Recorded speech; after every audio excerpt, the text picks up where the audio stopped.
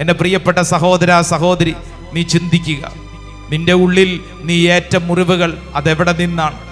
ഒരുപക്ഷെ നീ അമ്മയുടെ ഉദരത്തിൽ രൂപം കൊണ്ട കാലഘട്ടത്തിൽ അമ്മയിൽ നിന്ന് ചില മുറിവുകൾ നിനക്ക് വന്നിട്ടുണ്ടാവും.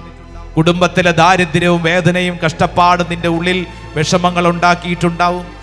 നീ വളർന്ന ഓരോ പശ്ചാത്തലങ്ങൾ, നിന്റെ വീട്ടിലെ ജനനം, ഒരുപക്ഷെ ഒരു ആൺകുഞ്ഞിനെ പ്രതീക്ഷിച്ചപ്പോൾ പെൺകുഞ്ഞ് ജനിച്ചതും പെൺകുഞ്ഞിനെ പ്രതീക്ഷിച്ചപ്പോൾ ആൺകുഞ്ഞ് ജനിച്ചതുമൊക്കെ കുടുംബത്തിൽ വലിയ അസ്വസ്ഥതയ്ക്കിടവരുത്തിയിട്ടുണ്ടാവും. നിന്റെ ഉള്ളിലേക്കൊരു മുറിവായി മാറിയിട്ടുണ്ടാവും. നിന്റെ ചെറുപ്പകാലഘട്ടങ്ങളിൽ ഒരുപക്ഷെ നിനക്ക് വേണ്ടത്ര പരിഗണന കിട്ടാതെ ഒറ്റപ്പെട്ട് അനുഭവിച്ച് വളർന്നൊരു കാലഘട്ടമുണ്ടാവും. കഴിവില്ലാത്തവനെന്നും ഗുണമില്ലാത്തവനെന്നും പറഞ്ഞ് നിന്നെ മുദ്ര കുത്തിയിട്ടുണ്ടാവും. ആരെങ്കിലും നിന്നെ അപമര്യാദയായിട്ട് പെരുമാറി നിന്നെ നശിപ്പിച്ചിട്ടുണ്ടാവും. ഒരുപക്ഷെ ഓർക്കുന്തോറും വിഷമം വരുന്ന ചില അനുഭവങ്ങൾ ഉണ്ടാവും. കുടുംബത്തിൽ വേണ്ടത്ര തരത്തിൽ അംഗീകാരം കിട്ടാതെ ഒറ്റയ്ക്കിരുന്ന് വളർന്ന് ജീവിതത്തിൽ ഒറ്റപ്പെട്ടൊരു അനുഭവത്തിലായിട്ടുണ്ടാവും.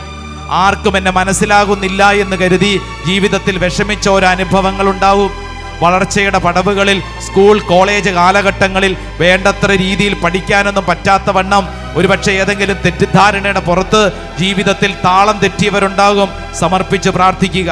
ചില ദുശീലങ്ങൾ, ചില ജീവിതത്തിലെ ശൈലികൾ നിനക്ക് ആ ചെറുപ്പകാലത്തിൽ വന്നത് ഇന്നും നിന്നെ പീഡിപ്പിക്കുന്നുണ്ടാവും. സമർപ്പിച്ച് പ്രാർത്ഥിക്കുക.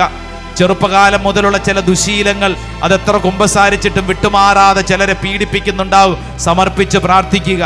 ജീവിതത്തിൽ മുന്നോട്ടുള്ള വഴികളിൽ പ്രതീക്ഷിച്ച പോലെ കാര്യങ്ങളൊന്നും നടന്നില്ല എന്ന് കരുതി വിഷമിക്കുന്നവരുണ്ടാവും. സമർപ്പിച്ച് പ്രാർത്ഥിക്കുക. ഒരുപക്ഷെ വിവാഹം ചെയ്തവര്, ഒരുപക്ഷെ സ്വപ്നത്തിൽ പോലും പ്രതീക്ഷിക്കാത്ത തരത്തിലുള്ള ഒരു ജീവിത പങ്കാളി, ഒരു ജീവിത ശൈലി ഈ വ്യക്തിയോട് ചേർന്നു പോകാൻ വലിയ ബുദ്ധിമുട്ടാണ്, എന്നിട്ടും അഡ്ജസ്റ്റ് ചെയ്തൊക്കെ ജീവിക്കുന്നെന്ന് കരുതുന്നവരുണ്ടാകും. നിനക്ക് നിന്റെ ജീവിത പങ്കാളിയിലൂടെ കിട്ടിയിട്ടുള്ള മുറിവുകൾ ഇപ്പോൾ സമർപ്പിച്ച് പ്രാർത്ഥിക്കുക.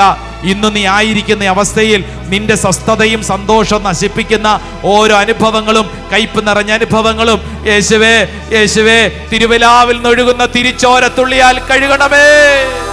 തിരുവിലാവിൽ നിന്നൊഴുകും തിരുച്ചോരത്തുള്ളിയാൽ